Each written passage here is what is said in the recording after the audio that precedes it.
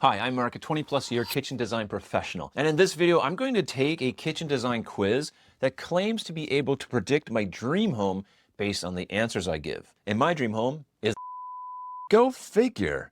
Wow. Because yeah, all those answers clearly dictate that I would be living in. Now, obviously this quiz isn't real, but I thought it would be a fun and unique way to share some valuable insights on kitchen design. So let's take the quiz and see what my dream house will be. All right, build a luxury kitchen and we'll reveal the perfect dream home. Well, this sounds interesting, but let's see what the first question is. Firstly, we have to pick a floor: hardwood, laminate, bamboo, or tile.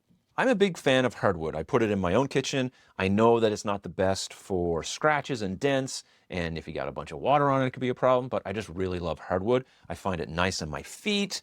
It's warmer, it's a little more forgiving, so I'm definitely going to choose hardwood. No matter what the flooring is, it's usually not recommended to install that floor underneath the base cabinets. While it's much easier to install floor in an empty room, most pros will tell you that this is not recommended. If you're tackling the floor yourself, be sure to build up under the base cabinets to the same height. This will ensure that your appliances and countertops are all the right height and allows easier access when you need to slide them in or out. For example, I have hardwood floor that is 3/4 inches thick, and I use 3/4 inch plywood under my cabinets to bring everything up to the same level. In the unfortunate event that the floor would need to come up, it will be much easier not having it underneath the cabinets. What do the walls look like? Hopefully they're square, plumb, and level, and the drywaller did a good job. You got paint, tile, wallpaper, or multi-texture. I'm not sure what multi-texture means. Likely I'm going to paint my walls. I don't know if I'd tile them if they're not my backsplash. Wallpaper, it's coming back, but not my thing. And I don't know what they mean by multi-texture. Maybe some kind of paneled boards or something like that. I'm gonna go with paint. Keep it simple. Paint my kitchen walls. Whoa, hello. Pick a backsplash. I won't be picking this one. We got brick tile, wallpaper, or marble. Well, I don't think anybody would choose brick as a backsplash. Let me know in the comments. Do you have brick as a backsplash? I think I would really probably rather go with a marble slab or some kind of stone slab. I'm gonna go with marble. You'll have to decide on where your outlets are going to be installed when you're doing a backsplash. Usually they're installed on the wall, but if you're doing a slab backsplash, that might not be the look you're going for, to have a hole cut in that beautiful slab, and it could look out of place. But there are other options where you can install outlets underneath your cabinets that can be a great solution. My friend Steve at Yale Appliances has these and says they work really great. If you'd like to connect with me about your dream kitchen, there's a link below for details. Pick a countertop. Ooh, let's see what they got. Granite, quartz, laminate, or wood. Well, I think for me, I'm probably going to go with granite. I do like natural stone. You do need to seal it, but it's not a big a deal for me. Quartz can burn. Laminate can burn and scratch and get all kinds of water damage. Wood, I like it for maybe an island, but not for where there's water or a sink. Granite it is. Pick the cabinet color. Okay, dark wood, white, light wood, black. But I think I'm just going to stick with what I like, historically speaking, and that's going to be white. If you're kind of sick of white cabinets, and I know you all are, then no big deal. Bringing in some natural elements into your kitchen is going to make that kitchen look very timeless and long-lasting. Two-tone kitchens are also great, but listen, you just want to find a style that you love and go with that. Make sure that you're going to love it for years to come. So fire engine red or banana yellow might not be what you want, but you know, it's up to yourself. Pick a cabinet style. All right, you can go shaker, flat, distressed, or windowed. Now, the problem with this question is that you can have a shaker door that's distressed and windowed. You can have a flat door that's distressed and technically windowed. So really it should be like shaker, flat, raised panel, and like beaded. That would be better options, but they didn't. So I do like shaker. Let's keep it to what I like. One thing you should consider with your door options is the climate that you live in. If you have 4 seasons or you live in a humid environment, wooden doors can have issues due to expansion and contraction. This causes door warpage, sticky cabinets, and a center panel on a 5-piece door, revealing an unsightly shrinkage line. The better option in these climates is a 1-piece MDF door. Now, MDF is not susceptible to changes in humidity and can provide easier cleaning option. The joints in a 5-piece door can also be difficult to clean, and this is something that a 1-piece MDF door will allow you to have as a better solution. Much easier to clean. All right, choose some handles. Metal bars, wooden knob, painted ceramic, or built-in slots. Well, I don't know who puts wooden knobs on their kitchens. That seems really old school to me. I'm gonna go with a metal bar. even though what does that mean? Where's this metal bar coming from? Custom shop, some fabricator. A handle choice is mainly a style decision, but there are a few functional aspects to selecting your hardware.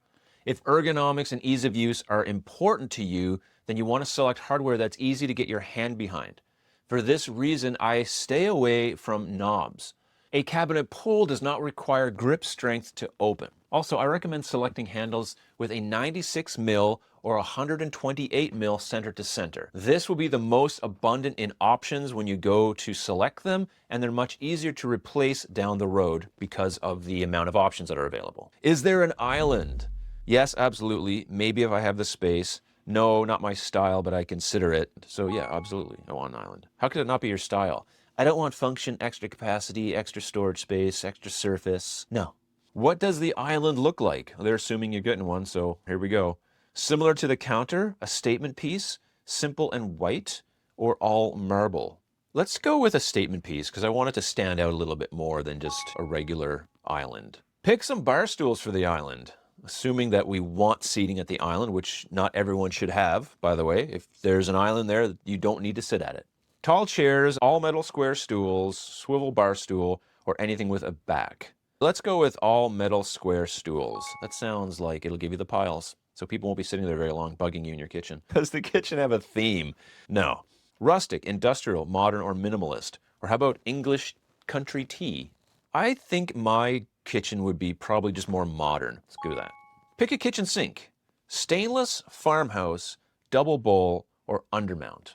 All of those combined could be just one sink. You can have a stainless farmhouse double bowl undermount, a stainless farmhouse single bowl undermount, or top mount, or not a farmhouse, or not stainless steel. I'll probably just stick with a stainless steel undermount. I can't pick both, so let's just hope it's undermount. How many sinks do you want? Okay, I want one. That's sufficient. I'd love a prep sink. Why would you need more than one sink? Good question. Another would be nice, but not necessary. In my kitchen, another would be kind of nice. I'm going to go with that. All right, choose some lighting. Very important question to be answered when you're designing a kitchen. Overhead pendant lights, a skylight, simple overhead lighting, or chandeliers. Let's just go with simple overhead lighting. All right, choose some windows. Double hung windows, casement windows, awning windows, or picture windows. I'll likely want something I can open. Casing sounds like probably the easiest. We'll go with that. All right, choose a cute thing for the sink windowsill. A ceramic kitchen salt and pepper shaker, a basil plant. Is that cute? I don't know. A quirky sign about food and love. Let's do that. Shout out to Nick Lewis. He would love a quirky sign about food and love. All right, pick some curtains because you got to make sure you get the right kind. Wispy, long luxe curtains, shades, or no curtains.